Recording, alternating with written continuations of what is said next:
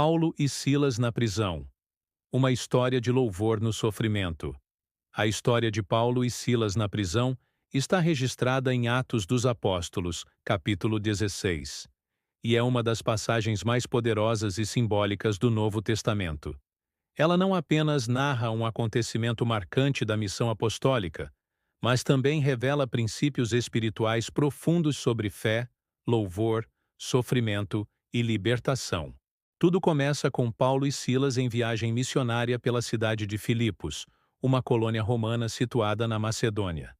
Eles estavam ali por obediência ao chamado de Deus, anunciado por meio de uma visão que Paulo tivera anteriormente. Nessa visão, um homem macedônio pedia que eles fossem até lá para ajudar.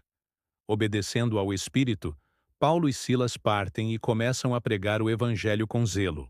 Logo ao chegarem, conhecem uma mulher chamada Lídia, uma comerciante de púrpura, temente a Deus. Ela se converte ao Evangelho e abre sua casa para os missionários, tornando-se uma das primeiras cristãs da Europa. A missão parece estar prosperando, mas nem tudo caminha sem oposição. Durante os dias seguintes, uma jovem escrava possuída por um espírito de adivinhação começa a seguir Paulo e Silas pelas ruas, gritando que eles eram servos do Deus Altíssimo.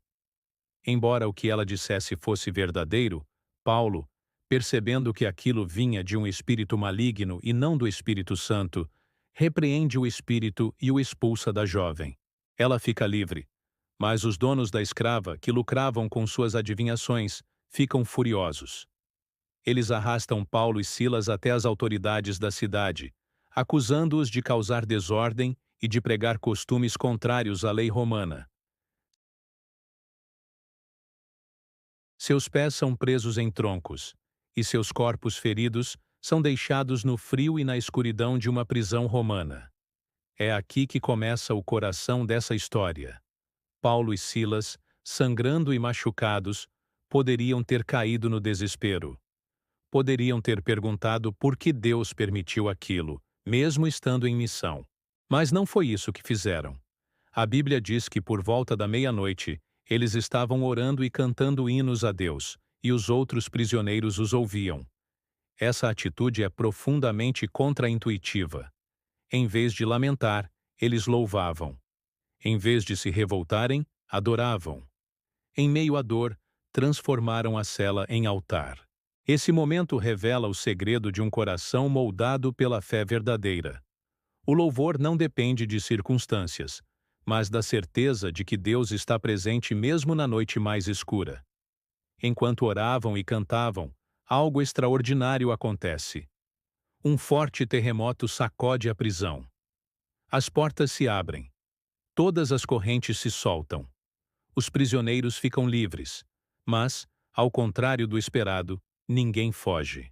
O carcereiro, acordando com o estrondo, vê as portas abertas e, temendo que os prisioneiros tivessem escapado, saca a espada para tirar a própria vida. Ele sabia que, sob a lei romana, se um carcereiro perdesse um prisioneiro, ele pagaria com a própria vida. Mas antes que ele pudesse fazer qualquer coisa, Paulo grita: "Não te faças nenhum mal, todos estamos aqui." Surpreso e abalado, o carcereiro cai aos pés de Paulo e Silas e faz uma pergunta que ecoa pelos séculos: "Senhores, que devo fazer para ser salvo?" Paulo responde com clareza: "Crê no Senhor Jesus e serás salvo, tu e tua casa." Naquela mesma noite, o carcereiro os leva para sua casa, cuida de suas feridas, oferece comida, e ele e toda sua família são batizados. O homem que naquela madrugada estava à beira do suicídio, agora renasce com esperança e fé. Aquela prisão escura se transforma em lugar de salvação, onde Deus mostra que nenhuma corrente é forte demais diante do poder do louvor e da obediência.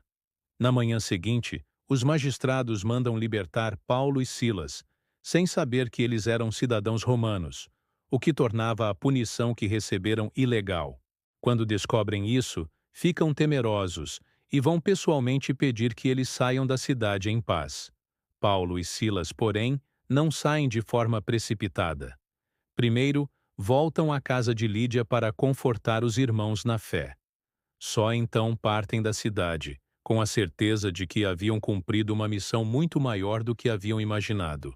Essa passagem é uma das mais belas demonstrações de como Deus transforma sofrimento em bênção, cárcere em libertação, trevas em luz.